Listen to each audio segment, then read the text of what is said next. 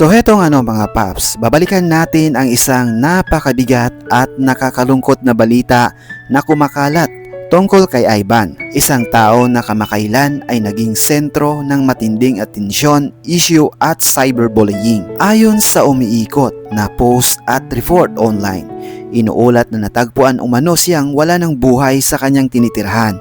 Habang isinusulat ito, hindi pa malinaw ang lahat ng detalye at wala pang opisyal na kumpirmasyon mula sa otoridad.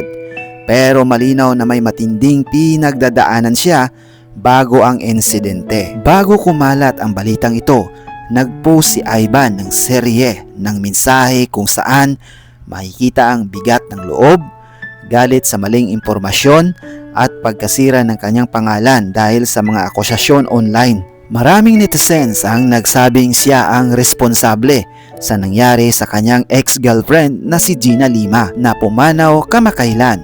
Marami sa mga komento ang sobrang matinding hindi verified at puno ng panghuhusga.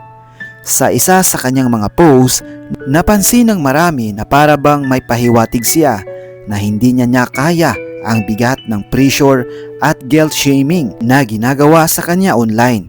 Ito ay malinaw na senyales kung gaano kabigat ang mental state niya bago kumalat ang balita. Ayon sa mga kumakalat na report online at mga taong malapit sa kanya, inuulat na natagpuan umano siyang wala ng buhay sa kanyang tinitirahan. May ilang sources na nagsabi na ito ay posibleng suicide. Ngunit mahalagang tandaan, hindi pa ito opisyal na kinukumpirma ng otoridad, patuloy ang investigasyon. Dapat igalang ang pamilya at privacy sa oras na ito.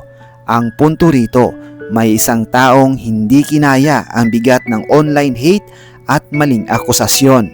Cyberbullying is real. Hindi ito simpleng comment lang. Hindi ito joke lang. Hindi ito opinion ko lang. Minsan tulad ng sa kasong ito, nagiging sanhi ito ng totoong trahedya. Ang sobrang pressure, pag-aakusa at pagsisisi ng buong internet sa isang tao pwedeng bumiyak ng mental stability ng kahit sino, influencer man o hindi. Hindi natin alam kung gaano kabigat ang pinapasa ng isang tao sa kanyang tahimik na buhay. Hindi natin alam kung gaano kabilis bumagsak ang isang taong puno ng pressure at panghuhusga. Kung totoo man ang umiikot na ulat, isang buhay na naman ang maaaring naapektuhan at bilang lipunan. May pananagutan tayong maging mas maunawain at mas mabait. Paano ba naman kasi pati kalmot sa muka ni Ivan ay pinaghihinilaang kalmot daw di umano ito ni Gina Lima dahil sa kanilang pag-aaway bago ito nawala. Makikita naman sa post ni Ivan Cesar Ronquillo. Sabi niya sa kanyang caption habang pinost niya ang kanyang muka na may kalmot. Kay Kevin Tan, yan, maraming salamat sa ginawa mo sa muka. Justice na rin, bahala sa'yo.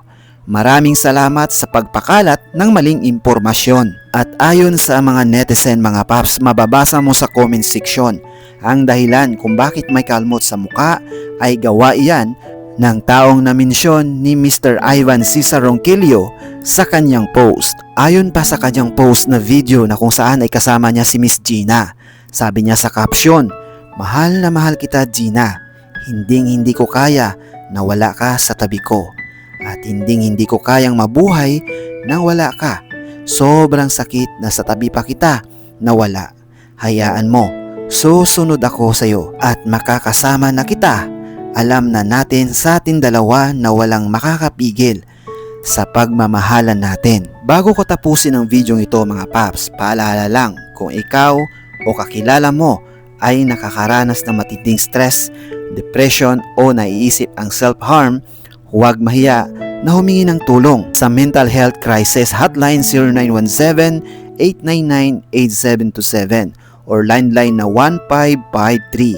Ang pag-uusap, suporta at professional help ay maaaring makapagligtas ng buhay. Sana magsilbing aral ang nangyayaring ito. Maging maingat tayo sa pagbigay ng opinyon online. Bago tayo mag-judge, alalahanin natin na ang bawat salita ay may epekto sa ibang tao. Igalang natin ang pamilya at kaibigan ni Ivan sa oras na ito. Magpakita tayo ng kabaitan, suporta at pag-uunawa sa ating kapwa. hindi lang sa social media o hindi sa totoong buhay. Stay safe, stay healthy, and God bless.